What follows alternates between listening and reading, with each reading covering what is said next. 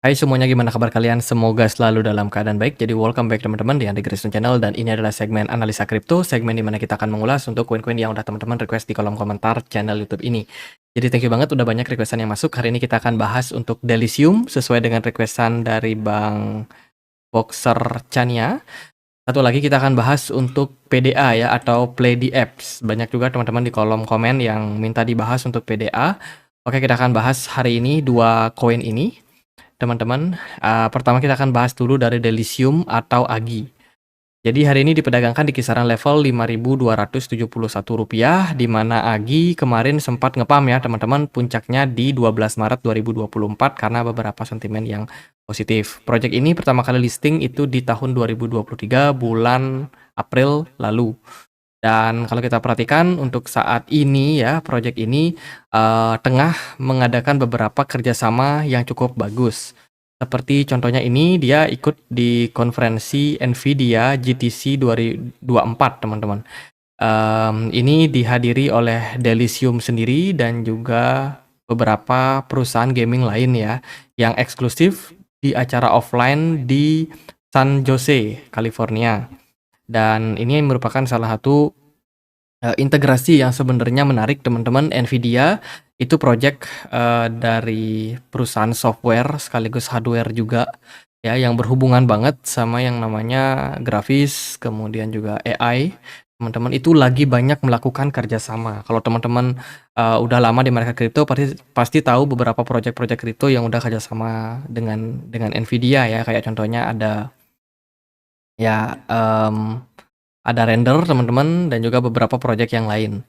Dan Delicium juga ada keterkaitan dengan project tersebut. Kemudian ini berita cukup lama, di November 2015 kemarin, mereka juga ada kerjasama dengan Microsoft sebagai partner dalam pembuatan mainstream AI yang running di blockchain ya. Ini merupakan berita yang juga cenderung bagus untuk sebuah project teman-teman, project berbasiskan AI. Namun yang teman-teman harus take note ya, belakangan teman-teman kalau ngikutin berita-berita di market crypto, ada satu kompetitor yang sekarang lagi merger ya, yaitu ada SingularityNet, kemudian Fed AI, sama Ocean Protocol. Itu kan merger tuh jadi satu token. Itu bisa menjadi salah satu pesaing yang besar teman-teman untuk project-project AI lainnya saat ini. Dan Delicium sendiri belum bisa kita kategorikan sebagai big caps ya. Tentu saja Delicium harus pinter nih memposisikan diri saat ini teman-teman, karena kalau mereka salah ya bisa kalah saing sama project yang punya market cap besar.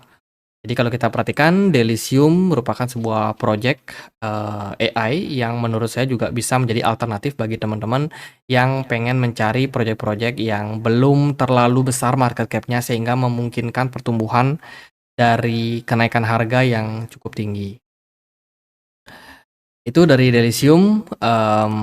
Kalau dari tokennya sendiri, token ini sudah bisa diperdagangkan di beberapa exchange kayak KuCoin, Bybit, Get.io, Maxi, BingX, Bithumb. Bahkan kemarin juga sudah listing di futuresnya Binance ya. Jadi saat ini sih untuk perdagangan dari apa namanya, dari Delicium sendiri ini bakalan makin rame volume perdagangannya. Itu beberapa exchange yang sudah bisa memperdagangkan. Oh, dia belum listing di market spot dari Binance ya teman-teman. Jadi kita waiting, masih menunggu koin ini bisa listing di market yang lebih besar. Jadi overall secara fundamental menarik menurut saya. Dia juga running di Ethereum kontrak ya. Kontraknya dia ada Ethereum sama BNB Smart Chain. Oke, kalau dari lihat berita sih nggak terlalu banyak berita-berita yang lain. Jadi itu dua project besar yang sudah bekerja sama dengan AGI teman-teman, atau Delicium. Secara price action, nah jadi kalau teman-teman masuk ke token seperti AGI ini, make sure teman-teman mewaspadai sama yang namanya volatilitas dari harganya teman-teman. Ya, sewaktu-waktu AGI bisa naik lumayan tinggi karena disebabkan dari volume yang sebenarnya tiba-tiba bisa melonjak ya. Namun kalau kita perhatikan sih untuk posisi saat ini AGI masih terbilang berada di level yang cukup menarik. Hari ini AGI diperdagangkan di kisaran level 0,33 dolar teman-teman. Dia udah mencapai level 0,65 ya sebelumnya. dan saat ini sedang berada dalam tahap koreksi. Saat ini dia lagi berada di level support, teman-teman. Untuk volume perdagangan cenderung bagus, smart money juga masih terbilang bagus ya pada pagi sendiri. Dan ini bisa memberikan peluang juga bagi teman-teman yang mungkin melihat nih posisi seperti ini enak banget di short market ya. Tapi ya itu teman-teman selalu waspada untuk posisi-posisi seperti sekarang ini, apalagi si Agi ini lagi berada di level support. Takutnya nanti akan ada retracement sebentar naik ke level 0,44, mungkin ngetes area support di sana, teman-teman. Jadi masih harus mewaspadai kalau teman-teman yang pengen short. Tapi saya rasa tren seperti ini masih akan berpeluang mengalami koreksi lanjutan, maybe ke area support kisaran 0,18. Bisa kalian perhatikan level-level tersebut. Siapa tahu momentum buat entry justru datang di harga yang lebih terdiskon dibandingkan dengan sekarang. Sentimen AI masih bakalan rame teman-teman, jadi masih sangat menarik untuk token-token yang berbasiskan AI ya. Jadi jangan khawatir buat teman-teman, ingat dalam market itu koin kripto akan naik kompak barengan teman-teman sesuai dengan sentimen dan juga sektor mereka sendiri. Jadi kalau untuk Agi, untuk saat ini ya, di time frame 4 jam kita melihat nggak ada indikasi pembalikan arah jangka pendek. Dari volume pun juga cenderung mendukung teman-teman. Jadi kalau untuk recover dengan harga tinggi saya rasa masih belum. Kemungkinan dia masih bisa naik retrace saja ke kisaran level 0,44. At the end di sana mungkin baru akan ada perlawanan teman-teman. Kalau tren bearish lebih kuat bisa jadi Agi masih akan berpeluang untuk terdiskon. Itu. Jadi ya waiting untuk harga yang lebih diskon menurut saya buat Agi. Next kita akan bahas untuk play di app ya, PDA hari ini diperdagangkan di kisaran level Rp2.000. Teman-teman, marketnya masih terbilang terbilang volatile untuk saat ini.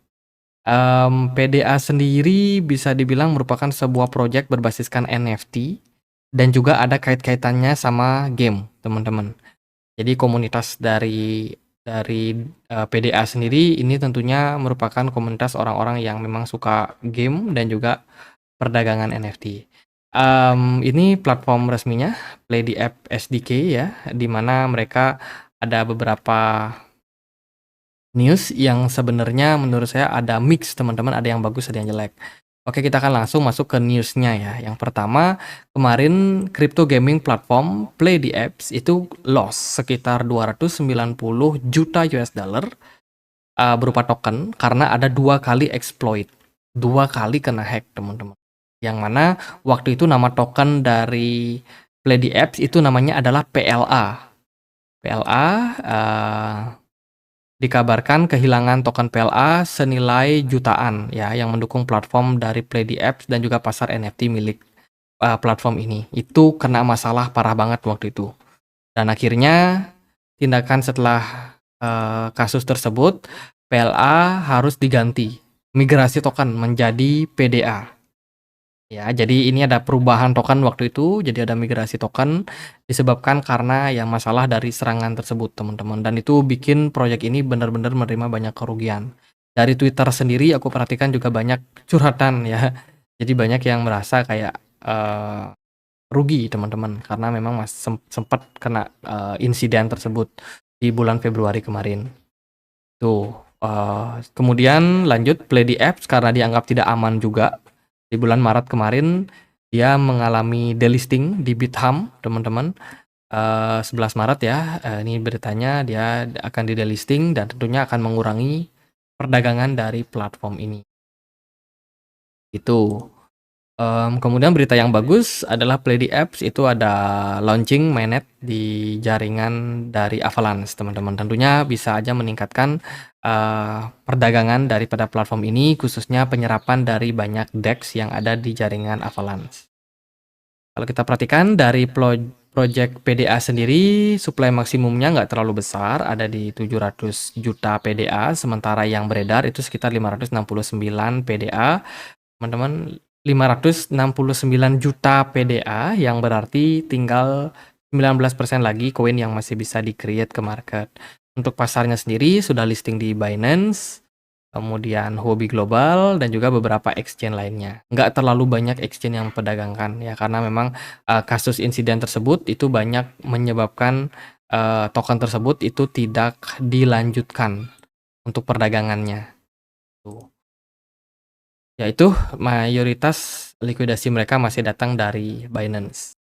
Oke, kalau kita perhatikan secara pergerakan chart dari PLA sendiri itu bergerak lumayan volatile dengan volume perdagangan yang cukup kecil, teman-teman. Jadi kalau teman-teman mempertimbangkan untuk trading di token ini, ya harus melihat volume yang kecil seperti ini tentu saja bisa menyebabkan kalian kesulitan dalam hal likuidasinya, teman-teman. Likuidasi yang kecil itu menyebabkan harga sangat-sangat volatile. Apalagi kalau teman-teman perhatikan dari PDA sendiri, dia market cap-nya hanya di 1,6 triliun rupiah saja. So, ini terbilang market cap yang kecil dan rawan sama volatilitas. Pergerakan harganya jelas mengalami penurunan sejak kasus hacking kemarin, berlanjut terus sampai saat ini. Lady Apps belum menunjukkan indikasi-indikasi pembalikan arah yang tinggi, teman-teman. Sementara pergerakannya masih hanya sideways di range $0,16. Ya, masih sideways dan kita masih nunggu nih tentang proses breakout dari posisi sideways yang cukup panjang ini. So far, PLA masih bergerak sideways di sebuah range channel, teman-teman, dan baru akan memberikan indikasi yang bagus bila mana PLA ini berhasil untuk breakout dari level $0,32.